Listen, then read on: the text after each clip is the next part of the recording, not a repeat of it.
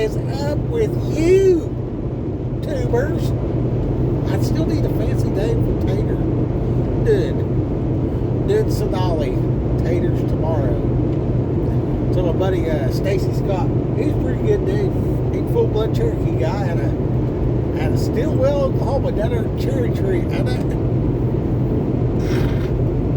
No, I'm just a snot-nosed kid. So we had this pig. It's a potbelly pig, right? And it's ugliest pig you ever seen in your life. And then the potbelly pigs are crazy because, like, if you're sitting on the couch and they rear up, they got a face like a person. You don't see it because you're looking down at them. But when they pop up in your face, it's like, oh wow. And they smile and stuff. So, I mean, a potbelly pig is a pretty interesting pet with a nose that knows. Yeah, I have no idea why they have drug dogs instead of drug pigs, because the friends come up back in the day. We were all smokers, so if somebody come over, they'd be like, "Hey man, fire it up!" Like, oh, I wish I had some. Like, you do have some. The pig just told on you because that pig would go over there and he'd look at you a certain way if you had weed in your pocket. So that was fun. Anyway. We ended up living over in Arkansas, and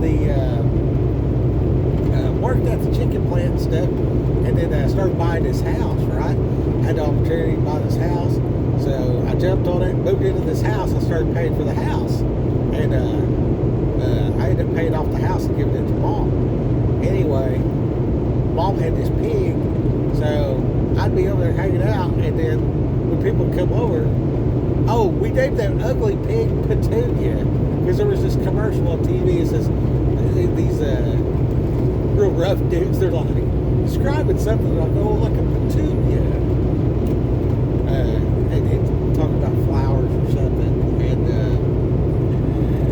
so we started calling that pig Petunia, and then it evolved into Spit Tootie and Tuna Fish or whatever. Anyway, that one had babies. And its baby, we named it Fish. The one we kept, sold the others. And, generations later, see, Mom used to ride around with that pig, with Petunia, right? So, she'd ride around with the pig. She had no driver's license. And it was way out in the middle of nowhere, right? And then every now and then, she'd get pulled over. Well, that pig would just sit in the passenger seat. She'd roll the window down and everything. We had this old, like, 76 Chevy pickup. We called it the Battle Wagon. Well, this cop pulls her over and walks up there or whatever. She said that cop, he's watching not to fall down or whatever. And he gets to the door and he turned and looked. He's looked in there at him. That pig just turned its head. It's like, what do you want? Because those pigs, they'll make this funny sound where they're like, it's pretty hilarious, actually. And that pig sitting there, all seat belted in and everything, just like a person. And that cop started laughing and said, your tail lights out or whatever, go ahead and just go on about your business. They ended up just talking about the pig. So she started carrying that pig everywhere she went. She had no license. And, anyway, years later, we're in this house in Arkansas. It was right over by the chicken plant. And these chicken plants would send out school buses to go pick up workers because people didn't have no car or nothing. So they sent this bus out to yonder every direction, for 60 miles. And they had certain stops where if you wanted to ride the bus, you could get on the bus, go to the chicken plant, fill out the papers when you got there and everything, and they'd hire you. And then if they was hiring, and then you had a job, and then that's a real resource for people that don't have vehicles and live in the country. That's a big deal. Like if you really want to manufacture and you're in a rural area, dude, those chicken plants was making so much money, and the workers didn't have a lot of options of where to work, so they were loyal. Like you get a job at the chicken plant, and that's your only place to work, and you're trying to raise your kids and yada yada yada. Well, Well, by the time you buy a car and spend all the fuel and everything else to get into town to work a job that paid $2 or $3 more an hour, that's still less than riding the bus back and forth to work. So you entrepreneurs out there need to consider that. Have a bus to go pick up your people. That's a big deal. Anyway, so people would come over, and that kitchen had a tile floor, and that pig loved to lay in there in the kitchen. So they got a big deck on the back and then a small deck on the front, but we all pulled up to the back. We pulled up to the back. So I pull up wherever, I just go outside. I'm like, hey man, you want to see my fish? Because that pig's name was Fish. And I just let him walk in the house. So yeah, go check it out. Well, they walk in there and that pig would go, ugh. And it's on that tile, so his hooves ain't got no grip. So it's trying to get up, and it starts doing this little swirl thing with his front legs, his back legs, kind of at a time, and just like a sideways inchworm. And this pig was fat. I mean, his belly would drag the ground. And, and then you just watch him run right back out. Now, this was before we had cell phones with videotape everything. I mean, yeah, it was freaking the 90s. You know what I mean? Anyway, back when people still had a life, instead of like living on the internet somehow, like vicariously watching someone else snowboard, like we just went snowboarding, you know. Anyway, yeah, that was real fun. That big dang fish. Anyway, my buddy Stacy Scott, he was there because he's working at a chicken plant, right? And he was from the bus that went south. And then, you know, we was all partiers back then, you know, I mean, it was no big deal. It was a dry county. So it was no big deal to hear about so-and-so's got a keg at, you know, Johnny's Field or whatever. So they had these epic keg parties, man, where, you know, I mean, you're just driving down some dirt road and there's like a fence, you know, and the gate's barely cracked open. So you'd open the gate, go in there, and they close the gate behind you, but leave it open a little bit for the next guy, right? And then you drive back up on somebody's property, you know, they got 200 acres that they paid, you know, 50 cents an acre, you know, 100 years ago or whatever. And you come over this hill, there's like a freaking live band playing on a, you know, a semi-flat band, and there's, you know, 18 kegs. Everybody's just drunker than hell, just partying, you know what I mean? And yeah, it was, you know, a keg party. I mean, I don't see them nowadays, but I'm assuming it's just because I'm not looking. But they used to have epic keg parties out there because it was a dry county, like you couldn't drink beer. And then certain people, you'd go to their house and they were always drinking beer because you could drink beer at your house, but you couldn't buy it, you couldn't have it or whatever. So like the de facto bar was over at this guy Don's house. We called him Papa Smurf. He'd always go, yo, which was funnier than hell. And then in my family, if you call my dad right now, if I call him up, he'll be like, yo, son. If I call Eddie, I'm like, yo, Ed. That's my uncle. Or I'll call him, I'll be like, yo, Dad, or whatever. And, you know, they had nothing to do with the party scene. It's just kind of like a thing. You know what I mean? And then everybody that's in the know, all the kid folk, when you're leaving, it's like rock hell. You know, that's like kind of like aloha. Yo, and rock hell. So that's a thing. So Stacy comes over there, and he's like the living embodiment of a girl named Sue. Like the dude's super tough, but he's laid back, chill, kind of pothead type of guy. And this dude, he come over there and he's like, dude, you know. Oh, and then Fish we named Tater. It was Tater that was in Arkansas because it went from Petunia to Fish, and then we had another one named Tater. Fish and Tater both did the flop thing. Tater was Fish's baby, and then Fish died, and then when Tater was there, that's when I met Stacy. So when Stacy came over, he was like, dude, you know, I was like, dude, and boy, he kept saying, dude, Sonali, you know, that was Tater's tomorrow, you know what I mean? Like, he's talking about cooking that pig, and then one day, I was like, what the hell is dude Sonali? And he'd be like, gosh, dude, the yeast, and all this kind of stuff, right? And so, there's two types of Cherokee language. One of them is O-C-O, and then the other group will just say C-O, choose, Golkste, Waduli, you know, or whatever, you know what I mean? And the other ones are like, oh, C-O, you know what I mean? And they put they kind of go, oh, say whatever they're going to say. That's more of a Bates County thing, and the other one's more of a Adair County thing. You know what I mean? So there's like different groups within the group because the Cherokee tribe was big. It's a vast network. It's actually a vast nationwide network now, but people don't realize it. And yeah.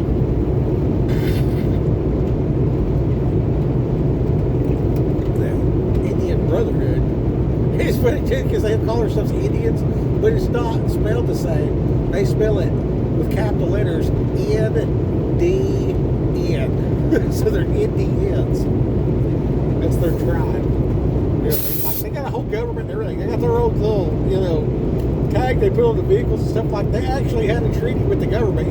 They don't live on a reservation. They have their own nation. So if you are on their land, if you're in their country, well, in their nation or whatever, you know, that's their nationality. They have a government. They can police themselves, and the United States Police needs special authority to go to the Indian places.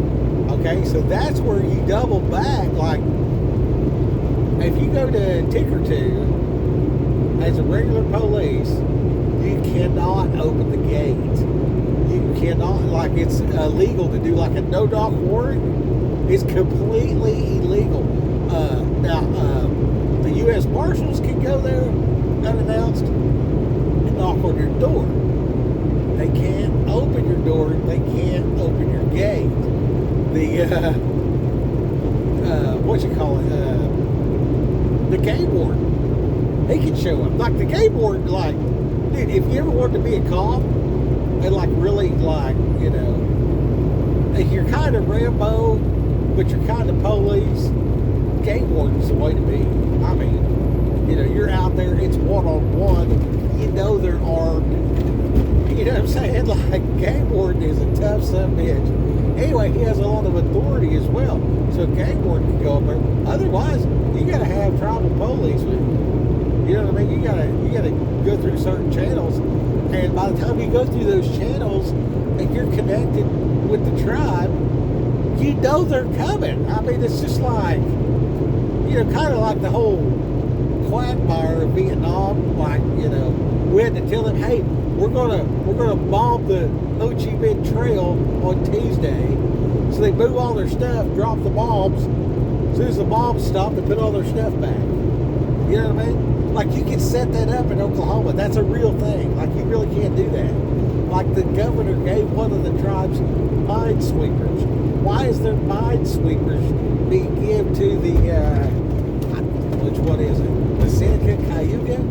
They're just north of it. Okay, now all these tribes, all these civilized tribes and nations are walking distance, and there's enough creek water and stuff that you can live. Like, I just my t-shirt and jeans, how I'm dressed right now with what I have in my pocket right now, I can traverse from basically Fort Smith, Arkansas to Joplin, Missouri 30 miles. To draw that line, 30 miles either side, especially the east side in Oklahoma, specifically.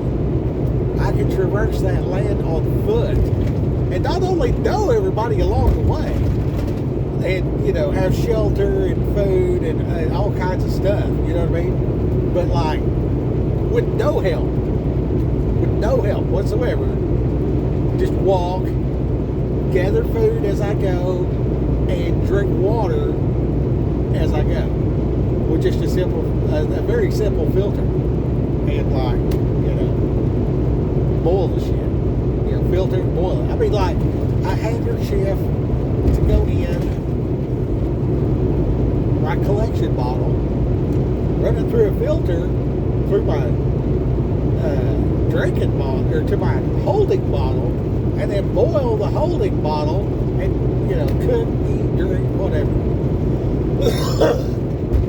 I've walked it out. How many times? I walked from Stillwell. Okay, so I had this Pontiac Bonneville, and this bitch was ridiculous on the top end. Okay, now some of your vehicles nowadays are geared similar. However, in 91, they didn't have all this electronics and stuff to shut you down. So I put this Paxton supercharger on this 3.8 liter V6, and it was front wheel drive, so you got more power to the ground and everything. And in 91, the Bonneville was a medium sized body, and like your Grand Am was real small, right? It was like, if you think about like a 2005 Pontiac Grand Prix, that body style is actually longer, wider, and heavier than the 91 Bonneville. Okay, anyway, so I got a ticket on Turnpike for going 161 in a 75, and back then it had 16-inch wheels, which was big for the time, and I put some 50s off a Corvette. My buddy wrecked a Corvette, so I bought the tires off of it, and I just put them on the factory wheels because the Corvette wheels wouldn't work. So these low-profile tires, they were flat across it with a little sidewall, but because the wheel was so narrow and the tires so wide, at the rim, the sidewalls was like this, and then it kind of went like that, and it had these big old flap deals in the tread, okay? And then, so the tread was kind of at an angle like this, and then the sidewall was like that, and then it made this flat spot that was about that wide, and when you swerve into a corner, that soft edge would roll up into place with the tire sway, because the tire sway with the low pro, the low sidewall, and the sway isn't as much. Now these weren't Band-Aids, but back at the time, they were about as low as you could get. The sidewall was probably about that tall. Okay, so you swerve into the corner, and that corner just come up right, and that road from Decatur, Arkansas to Centerton is pretty curvy, right? I could literally set the cruise at 110 miles an hour and cruise down through there.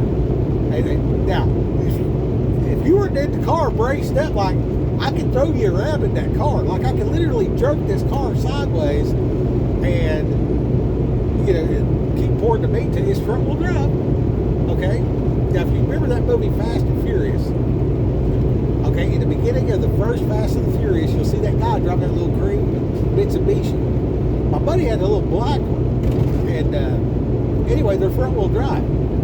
That for the record, that's so much. Oh, Alan put, I don't know how much money. His parents were rich. I don't know how much money he put into that fucking thing, and he couldn't keep up with me on the speed, corner, top end, nothing. It was ridiculous. I mean, it was honestly ridiculous how fast that car was. Anyways, so when you let off the gas on a front wheel drive car, okay, when your car's in gear and you let off of it goes, you know what I mean? It slows you down. Engine braking.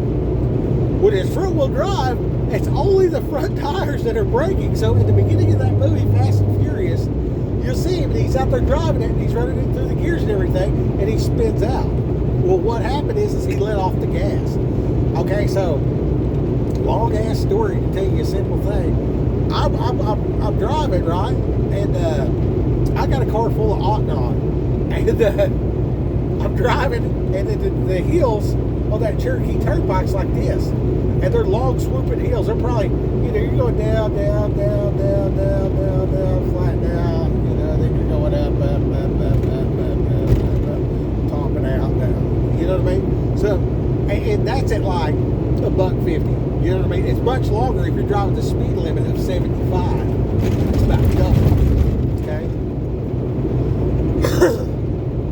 Well, I'm going down through there, and I'm feeling a raise at the top of these hills, and I do not know.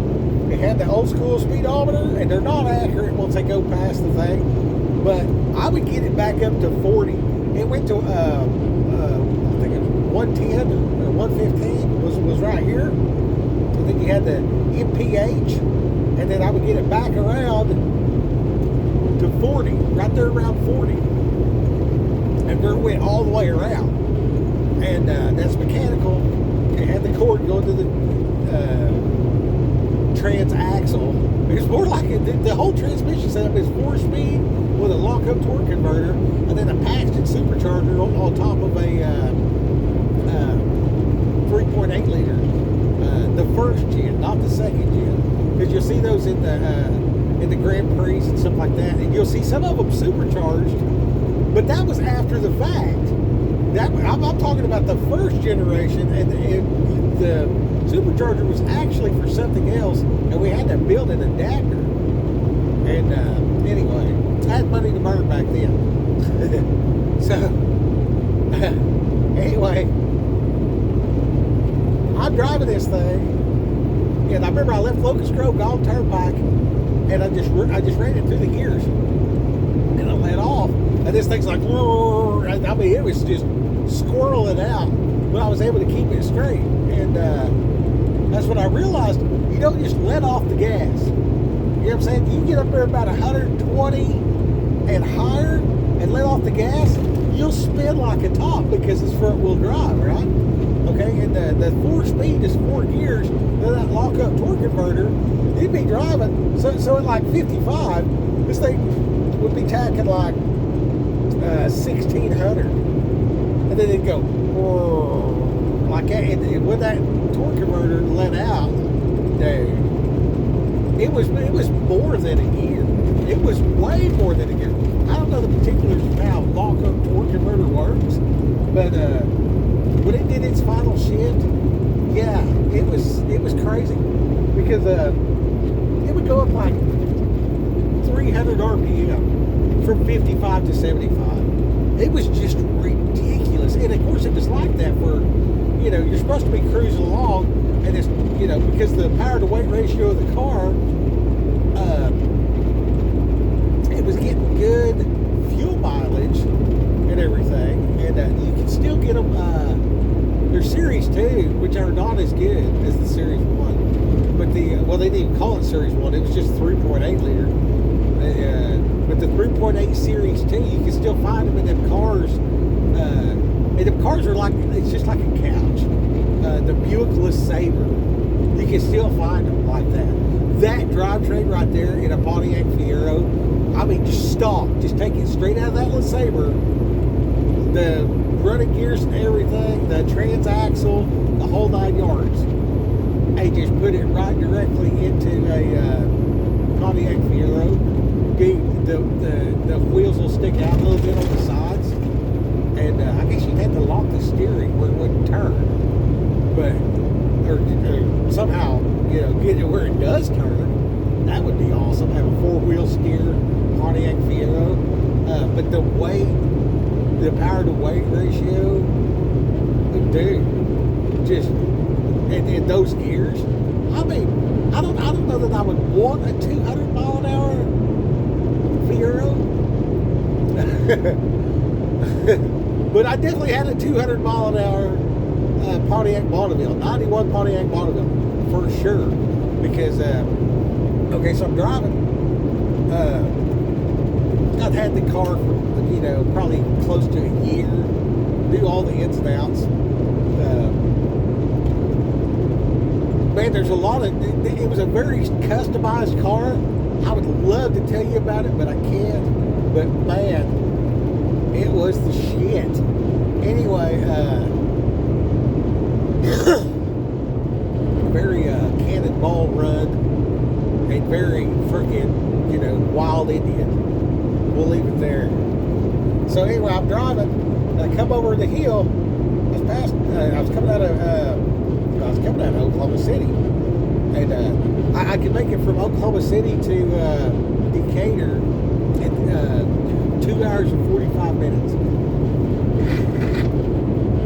That's the fastest I ever made it. And yeah, this was, the turnpike between Tulsa and Oklahoma City was just barely finished back then. So anyway, I come over the top of this hill, and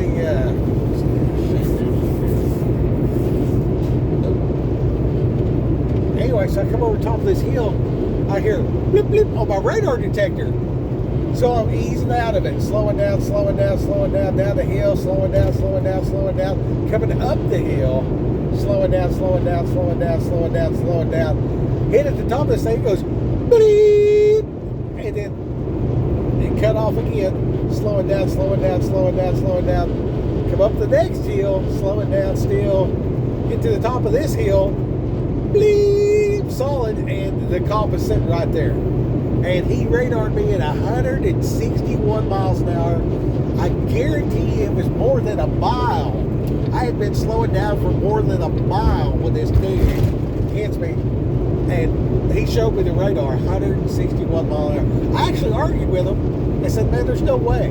There's no way that car, that thing can't be possibly right. He said, buddy, we've had you twice at 200 on the way up here. He said, we've been tracking you ever since you left Oklahoma City when you got on the turnpike. He said, you got on the turnpike going 145 miles an hour. I said, you're telling me I took that corner getting off of, 35 north, and then you get on 44, the turnpike, right there in Oklahoma City? And he was like, yeah. I said, you're telling me that corner right there, I got on the road at 145 miles an hour. He said, hang on a second. And he ran it back in. And the guy said, are you sure he got on the turnpike at 145? And the Oklahoma cop told the Arkansas cop, well, I'm handcuffed in the back, waiting on tow truck. And he said, yes, he got on the turnpike actually at 146.3. And that cop looked at me and he said, why? I was like, dude, why not? I was like, buddy, I had 2 gears when I got on. I still had 2 gears to go when I got on the turnpike. I said, I wasn't down your speed. I was just like, it is what it is. You know what I mean? And anyway, so we take it down there. And I mean, this car would do like, I'd never seen the top of it. I'd never seen the top of it. It just kept pulling. I didn't even get a picture. It was dark blue. And one time I shut the antenna in the trunk lid, so it bent the antenna like that. So other than that, it kind of looked like a grandma car. And then once I put those blackouts on the front, behind the headlights, and it was dark blue, I got pulled over one time, and the cop said, hey, you need to be careful. Nobody can see you coming. And in my head, I'm like, yeah, that's kind of the point. Because I can pull up and I can stop somewhere, and I can ease up on somebody, and they didn't know I was there. And that was prosperous for some of my activities at the time. I didn't put nothing on the taillights because I could just turn them off. You know what I mean? At the switch. And then that center of that steering wheel, it didn't have no airbag. But the steering wheel popped out, so you could have your, whatever recreational substances in the steering wheel, and nobody knew. You know what I mean? I was just wild as fuck back then. It was bad. It was bad. And it's a miracle I'm alive. Everybody kept saying, you're not going to live, whatever. You know what I mean? This is before Jesus and all this. This is somewhere in between. This is like 18, 19 years old. Just wild.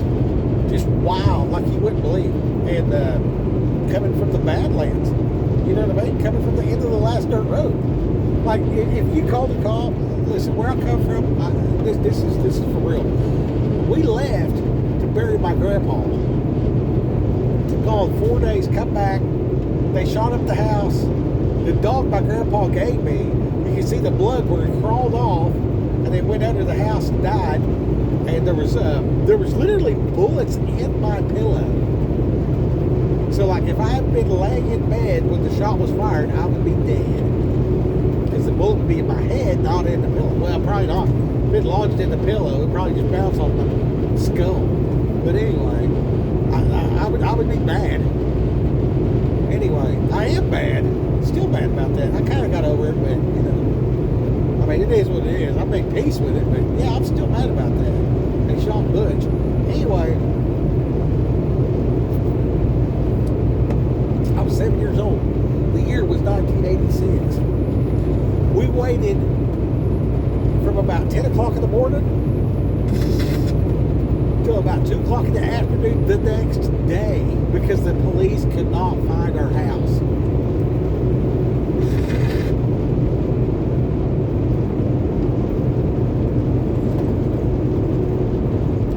You call in, hey, there's an active gun battle. And it takes 30 hours for the cops to show up or whatever. You know what I mean? Anyway, so that day, that was the day I became a man. Because everybody's like, we're going to call the cops, let's handle this the right way, blah, blah, blah. The neighbor come over, it's like, yeah, my kids shot up your house, blah, blah, this, that. And I realized nobody's going to do shit. So I took a split ball and well, no, it wasn't a split ball. It was a I think it was a garden rake because it had a longer handle. And I went over there and I just started smashing the windows out of the neighbor's car and calling them out, come out here, I'll kill every one of you motherfuckers. And I'm just like smashing stuff and beating the windows out of their house and everything until my parents came over there and tackled me. And dude, that was like the switch. That was the switch. Like, I never trusted anybody to have my back ever again. Ever. I've been on my own ever since then. I have helped so many people. I have done so many things. And back then, dude, this dude wasn't patty cake Jesus. Oh, they're there. God will fix it. No, it's that dude.